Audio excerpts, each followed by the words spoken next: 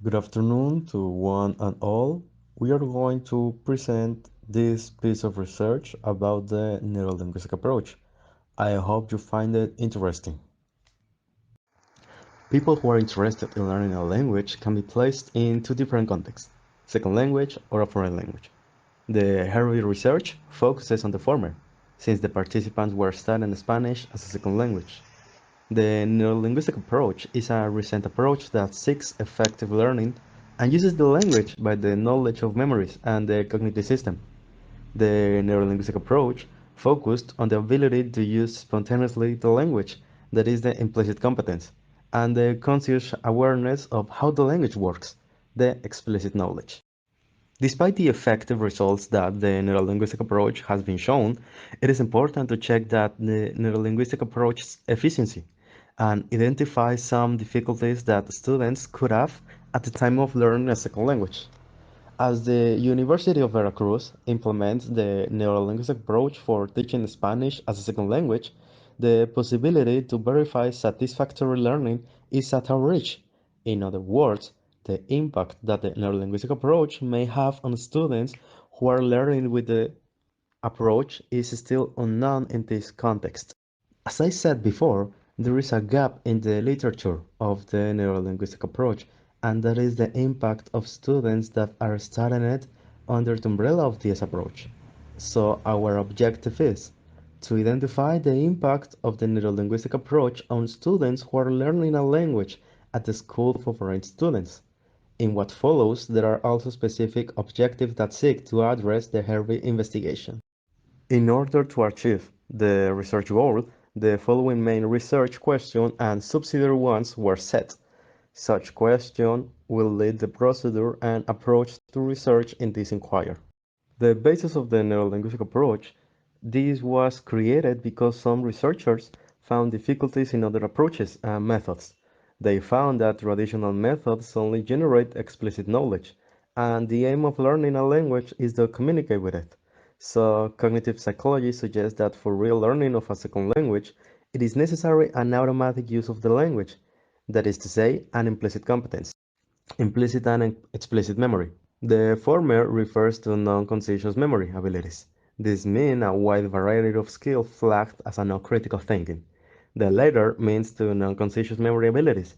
In language learning, it is the awareness of structure in sentences. And by structure, I refer to how a sentence is constructed. Then we have the implicit competence and explicit knowledge. Explicit knowledge plus practice is equal to implicit competence. This means that the learner has to learn knowledge of the language through metalinguistic, then practice the previous knowledge by doing some task, and finally, they use the knowledge for communicative activities. The base of this was that if the learner practices with the knowledge already learned, the knowledge becomes well established in mind, which means that eventually the students will use the language automatically or non-consciously. The language learning and language acquisition. It is essential to separate these terms. Language learning refers to the learning of a non-native language in the environment of one's native language. Crashing refers to the language learning as knowing the rules of a language, while language acquisition is to develop the abilities of a language by using it in a natural communicative situation. A current example of acquisition is the way that babies learn the language. So how the language acquisition in the neurolinguistic approach works? Well, Terrell mentions that for acquiring a language, it is fundamental to be not aware of the learning, nor the rules of a language. Instead, it is necessary to feel the correctness. In the neurolinguistic approach, the teacher focuses on reaching the long-term memory of the learner. To make it possible to reach the long-term memory, it is necessary the use of repetition and oral focus teaching. That's why there is an importance of interactive activities. An essential factor for developing the ability to communicate in a spontaneous way is the interaction between students. German has demonstrated that there are specific teaching strategies recommended using the neurolinguistic approach, which are accuracy, purposeful listening, and fluency. For fluency, an important aspect is to reply in complete sentences. Also, This facilitates the building of the internal grammar, and the ease with the second language is used. Accuracy is achieved by consist and instant oral correction of errors, and having the students reuse the correct structure orally. And finally, we have the purpose listening. This strategy replaces the normal oral comprehension exercise. It is a matter of encouraging learners to constantly listen to what the teacher and the other learners say. Now we have previous study of the neurolinguistic approach. Internationally, since 1998, the neurolinguistic approach started to be applied for teaching French in Labrador and Newfoundland, Canada. In 2010, the neurolinguistic approach was implemented in China at the South China Normal University. Due to the success that neurolinguistic approach registered in China, this approach began to be implemented in a Taiwanese and Japanese university. Well, now the methodology. The qualitative research seeks to explain a current situation and only describes that situation for that specific group. Thus, in order to have a better understanding of the impact of this approach on the student's learning process in the classroom, a qualitative approach was employed. Also, a case study was chosen because it is wanted to cover contextual condition, and it is believed that is relevant information in this context.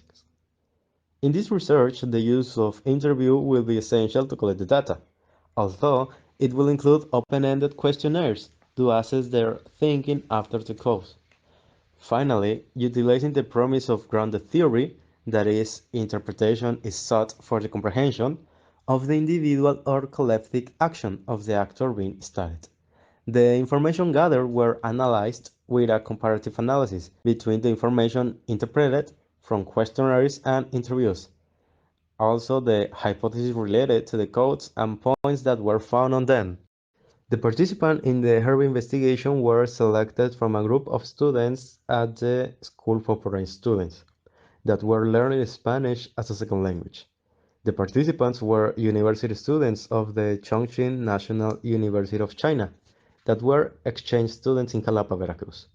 All of the participants speak English. Two of them have a language certificate in the language, and the range of the age of the students is between 21 and 25 years old. None of them have studied Spanish before starting university.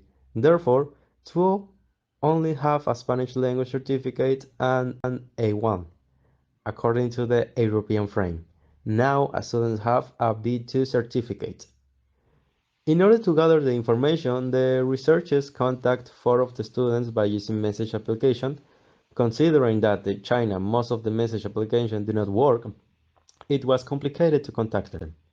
After trying several times with different ways of communication, a connection was achieved. We did this with four students. The fifth interview was face-to-face because the participant was in the city. For the last interview, safety measurements were taken into consideration. Here we have some extracts of the interview in the part of the repetition in the classroom to activate the internal grammar. The interaction between the students, it was a must. That's why they have developed more comprehension on the Spanish language, and this led them to be more aware of the language. In this part of development of the speaking and listening skill, we can see that most of students make a wide difference between the classes on China and the classes they take here in Mexico. And the difference is very important for their development because of in China they only take notes, and here in Mexico in class they can practice the language.